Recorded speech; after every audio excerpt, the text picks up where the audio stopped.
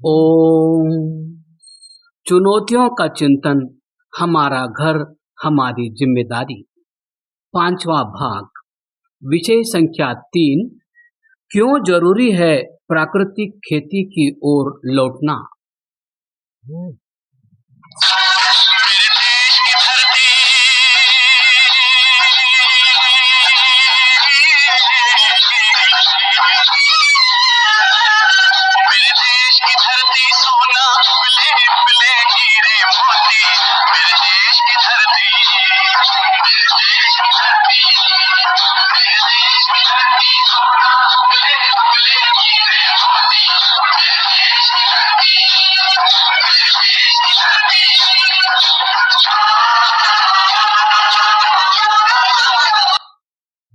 यह गीत साल 1959 में उपकार फिल्म में दिया गया था।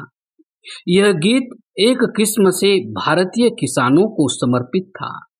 साथ ही भारत की मिट्टी का वो गुणगान इसमें किया गया था जो मिट्टी अन्न जल फल समेत आदि काल से देश के सभी वर्गों को खाद्य की आपूर्ति करती रही है। क्योंकि भारत की आधी से भी अधिक आबादी प्रत्यक्ष रूप से जीविका के लिए कृषि पर ही निर्भर भी है। किंतु ऐसा क्या हुआ कि सोना हीरे मोती उगलने वाली यह मिट्टी या तो बंजर होती जा रही है या फिर कैंसर जैसे रोग पैदा करने लगी, जिनका या तो इलाज नहीं है या फिर इलाज है तो इतना महंगा कि आम इंसान उसे सहन नहीं कर सकता। आज भारत के संदर्भ में कई प्रश्न बड़ी तेजी से उभर रहे हैं और यह सवाल है कि भारत का जल जीवन और जमीन किस तरह बचाए जाएं। यह सर्वविदित है कि भारत एक कृषि प्रधान देश है। आदिकाल से कृषि भारतीय अर्थव्यवस्था की रीढ़ रही है। हजारों वर्षों पहले जब अमेरिका यूरोप व अरब महाद्वीप के लोग भोजन के लिए मांस भक्षण पर आश्रित थे, तब भारतीय उपमहाद्वीप में पौधे उगाने फसलें लेने अनाज पैदा करके भी व्यवस्थित जीवन जीना प्रारंभ कर दिया था और कृषि के लिए औजार तथा बेहतर तकनीकें विकसित कर ली थी। सिंधु नदी के पुरावशेषों के उत्खनन से इस बात के प्रचुर प्रमाण मिले हैं कि आज से हजारों वर्ष पूर्व कृषि अत्युन्नत अवस्था में थी और लोग राजस्व अनाज के रूप में चुकाते थे। भारत के निवासी आर्य कृषि कार्य से पूर्णतः परिचित थे। यह वैदिक साहित्य से स्पष्ट परिलक्षित होता है। ऋग्वेद और अथर्ववेद में कृषि संबंधी अनेक ऋचाएं हैं जिनमें कृषि संबंधी उपकरणों का उल्लेख तथा कृषि विद्या का परिचय है। स्वयं महर्षि दयानंद सरस्वती ने किसान को सबसे बड़ा सम्मान देते हुए उसे राजाओं का भी राजा बताया, प्राकृतिक कृषि का संदेश दिया, साथ ही कृषि की उन्नति को ही राज्य देश की उन्नति का मार्ग बताया। यद्यपि भारत का इतिहास उठापटक से जूझा, विदेशी आक्रमण और गुलामी का इतिहास रहा है, किंतु तत्पश्चात हरित क्रांति हुई। एक ऐसी क्रांति जिसका संबंध अत्यधिक उत्पादन से तीव्र वृद्धि करना था। जहां हरित क्रांति से पहले मिट्टी के प्रकार को ध्यान में रखकर खेती की जाती थी, यानी दक्षिण में मिर्च मसालों से लेकर उत्तर भारत में कपास धान मक्का चना समेत कश्मीर में केसर की खेती तक एक मिट्टी का प्रकार चुना जाता था। वहाँ हरित क्रांति के बाद कृषि क्षेत्र में रासायनिक तथा बीज के प्रकार पर जोर दिया गया तथा मिट्टी की उर्वरता को रासायनिक खादों विदेशी बीजों पर निर्भरता बढ़ चली। मसलन उत्पादन बढ़ा, किंतु भारत की जैविक खेती विदेशी रासायनिक खादों पर निर्भर हो चली। परिणाम आज खेती के लिए कीटनाशक दवाएं आवश्यक बन चुकी है। बड़ी चिंता यह है कि इनसे होने वाले लाभ से ज्यादा अब नुकसान हो रहा है, यानी जमीन हमारी खाद और बीज विदेशी। नतीजा आज एक किस्म से खेती गुलाम हो चली है। विदेशी बीज भंडार पहले बीज में खरपतवार बीज का मिश्रण कर भेजते हैं, फिर उस खरपतवार के खात्मे के लिए विदेशी खरपतवार नाशक या कीटनाशक दवाएं बेचते हैं। इन दवाओं के प्रयोग से उत्पादन हुआ अन्न जब हम प्रयोग करते हैं तो वह कई बीमारियों को जन्म देता है। इलाज के लिए फिर स्वास्थ्यवर्धक दवाओं का आयात भी इन देशों की दवा कंपनियों द्वारा किया जाता है। यह कोई हमारा अपना अनुमान या शोध नहीं है, बल्कि पिछले दिनों ग्रीन पीस ब्रिटेन द्वारा पोषित वैश्विक संस्था अनअर्थ और स्विस एनजीओ पब्लिक आई के विश्लेषण में चौंकाने वाली बातें निकलकर सामने आई थी। भारत सहित दुनिया के 43 देशों में हुए इस अध्ययन के अनुसार खतरनाक कीटनाशक विकसित देशों के मुकाबले विकासशील और गरीब देशों को ज्यादा नुकसान पहुंचा रही हैं। भारत में 59% खतरनाक कीटनाशकों का इस्तेमाल किया जा रहा है, वह ब्रिटेन में यह महज 11% है। रिपोर्ट के अनुसार कीटनाशक कंपनियां मानव स्वास्थ्य या पर्यावरण के लिए उच्च खतरों को उत्पन्न करने वाले रसायनों से हर साल अरबों डॉलर कमाती है। इन अत्यधिक खतरनाक कीटनाशकों का बिक्री का अनुपात अमीर देशों की तुलना में गरीब देशों में अधिक पाया गया है। कीटनाशकों के बाजार में 5 कंपनियों बेयर, BASF, सजेंटा, FMC और कोर्टेवा का प्रभुत्व है। इन कंपनियों ने 2018 में 4.8 अरब डॉलर यानी 345 अरब रुपए के अत्यधिक खतरनाक कीटनाशक HHP उत्पादों की बिक्री की, जो उनकी आय का 36% से अधिक है। सिर्फ इतना ही नहीं, आगे असली खेल समझिए। रिपोर्ट में बताया गया था 5 बड़ी कंपनियों द्वारा बिक्री किए जाने वाले कुल कीटनाशक का 1/4 मानव स्वास्थ्य के लिए गंभीर रूप से हानिकारक है। इसमें कैंसरजन्य तत्व शामिल थे। इसका अर्थ हुआ कि दुनिया को जहरीले कीटनाशकों से सराबोर फसलों के आधार पर औद्योगिक खेती के मॉडल पर टिकाए रखना इन कंपनियों के हित में है, क्योंकि जब जहरीले कीटनाशक खेती में प्रयोग किए जाते हैं तो कुछ साल तो मिट्टी की उर्वरक शक्ति बनी रहती है, किंतु धीरे धीरे जमीन या मिट्टी अपनी उर्वरक क्षमता खोने लगती है। तब किसान परेशान होता है तो उन्हें भयंकर केमिकल जहरीले कीटनाशक दिए जाते हैं। उसे लगता है कि अब फिर उसकी जमीन की उर्वरक क्षमता बढ़ चली, किंतु धीरे धीरे जमीन बंजर होने लगती है। इसे आसान भाषा में ऐसे समझे कि मान लो किसी इंसान को पहले धीमे नशे का आदी बनाया जाए, फिर धीरे धीरे उसकी नशे की आदत बढ़ती चली जाती है। वो तेज नशे का आदी हो जाता है और अंत में मौत की गोद में चला जाता है। श्रीलंका इसका सबसे ताजा उदाहरण है।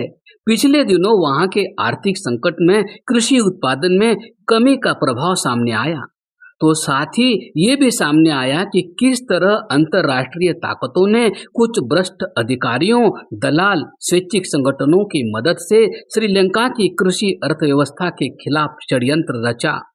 एक खुशहाल देश को भूखमरी के कगार तथा आर्थिक संकट की ओर धकेल दिया गया। हालात यहाँ तक पहुंचे कि अचानक श्रीलंका सरकार को देश में हानिकारक कीटनाशकों, खेती में उपयोग होने वाले केमिकलों को प्रतिबंधित करना पड़ा तथा अपनी प्राचीन प्राकृतिक खेती की ओर लौटना पड़ा। आज भले ही भारत खाद्यान्न उत्पादन के क्षेत्र में लगभग आत्मनिर्भर है, किंतु जिस तरीके से भारत में हानिकारक कीटनाशकों का उपयोग बढ़ रहा है, आने वाला समय श्रीलंका जैसे हालात उत्पन्न न कर दे, इसका साफ संकेत मिल रहा है, क्योंकि श्रीलंका की तर्ज पर ही अंतर्राष्ट्रीय ताकतें भारतीय कृषि व्यवस्था को बिगाड़ने का षड्यंत्र रच रही है। हानिकारक कीटनाशकों का उपयोग केवल मिट्टी, स्वास्थ्य तथा जीवन को बाधित नहीं कर रहा है, बल्कि जमीन में रिस कर जाने वाला पानी, जो जीवन की अमूल्य निधि है, वह भी नीचे ही नीचे तबाह होकर जहरीला हो रहा है। आज से 50 साल पहले किसने सोचा था कि पानी खरीद कर पिया जाएगा? किंतु बेतहाशा हानिकारक कीटनाशकों के प्रयोग से आज हालात ये हो चुके हैं कि तालाब, पोखर आदि का पानी तो जहरीला हो ही चुका है, साथ ही जमीन के नीचे का पानी भी इससे अछूता नहीं रहा है। उसके लिए अब घर घर वाटर फिल्टर, वाटर प्यूरिफायर बेचे जा रहे हैं। जबकि ऐतिहासिक संदर्भ में देखा जाए तो ऐसा नहीं है कि भारत में खेती के लिए खाद का उपयोग नहीं किया जाता था। प्राचीन ग्रंथों में खाद का भी संकेत मिलता है, जिससे प्रकट है कि अधिक अन्न पैदा करने के लिए लोग खाद का भी उपयोग करते थे, किंतु वह खाद सूखी पत्तियों, गाय के गोबर, यज्ञों की भस्म आदि के रूप में उल्लेखित है।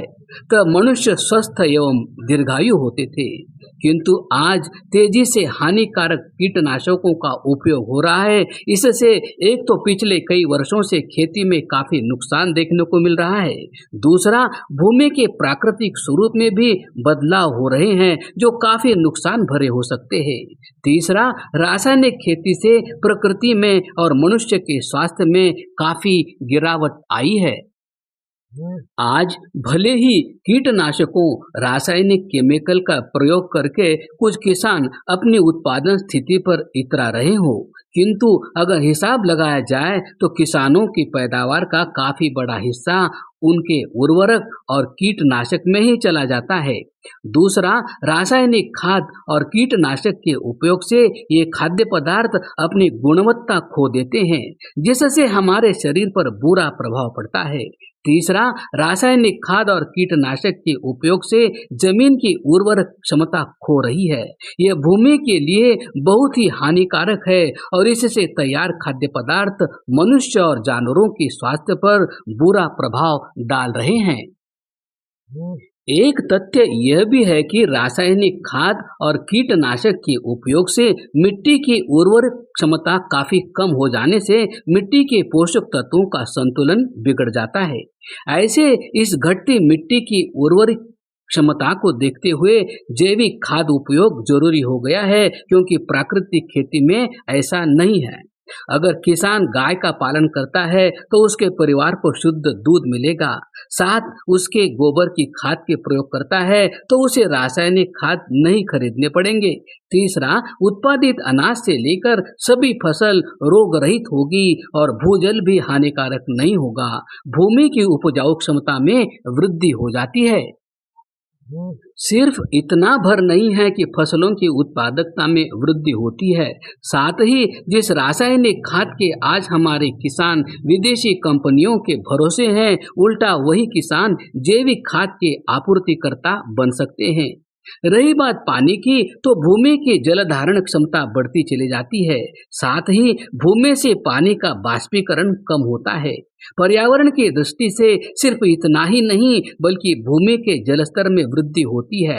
मिट्टी, खाद्य पदार्थ और जमीन में पानी के माध्यम से होने वाले प्रदूषण में कमी आती है। कूड़े कचरे का उपयोग खाद बनाने में होने से बीमारियों में कमी आती है।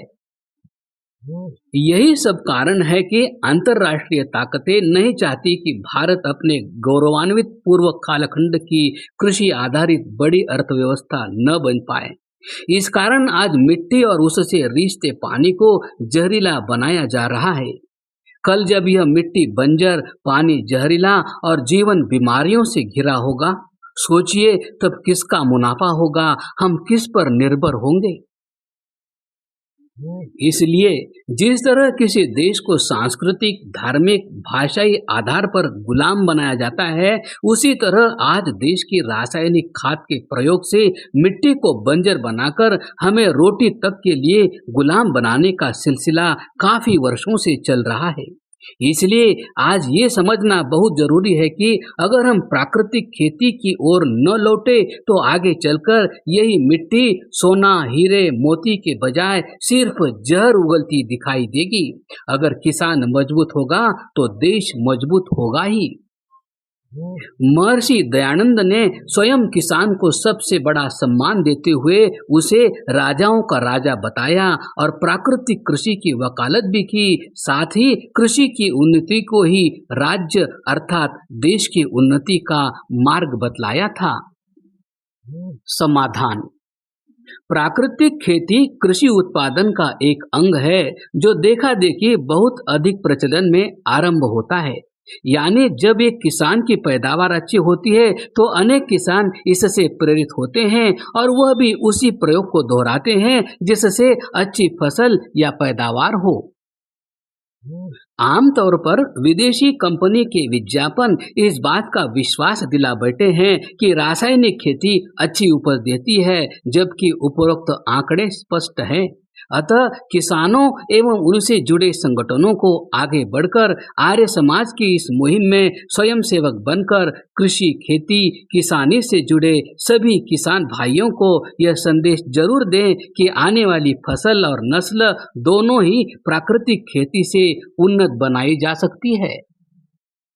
प्राकृतिक खेती से पैदा किए गए उत्पाद ही अधिक से अधिक खरीदें, फल फूल सब्जी अनाज वाले से इसकी डिमांड करें, लोगों को इसके विषय में अवगत कराएं। आपसी चर्चा में एक चर्चा यह भी जरूर करें, खुद भी घर के गमलों में घर के कचरे की खाद का ही प्रयोग करें, वरना आज रासायनिक खाद कल उससे होने वाली बीमारी की दवाई मांगते रह जाएंगे। आओ मिलकर साथ चलें, इस समाधान से एक दूसरे का ज्ञान वर्धन करें। बाजार का एक सामान्य नियम है कि जिस वस्तु की मांग बढ़ती है उसका उत्पादन अपने आप बढ़ता चला जाता है। अतः जैसे जैसे प्राकृतिक खेती से उत्पन्न अन्न फल सब्जी की मांग बढ़ेगी वैसे ही उत्पादन भी बढ़ जाएगा। इसे पढ़ने वाले किसान प्राकृतिक खेती को बढ़ावा दें और इसे पढ़ने वाले उपभोक्ता हमेशा प्राकृतिक कृषि उत्पादों की मांग अवश्य करें। अपने आप देश में प्राकृतिक कृषि की क्रांति हो जाएगी। इसी पृष्ठ 28 पर दिए लिंक पर जाएं और पढ़ें प्राकृतिक कृषि से उन्नत धनी किसानों के किस्से, जिन्होंने अपनों को खोकर सबक लिया और फिर भारतवर्ष की पुरानी खेती का नियम अपनाया, जो आज न केवल अपने गांव अपने देश बल्कि विश्व भर में सम्मान पा रहे हैं।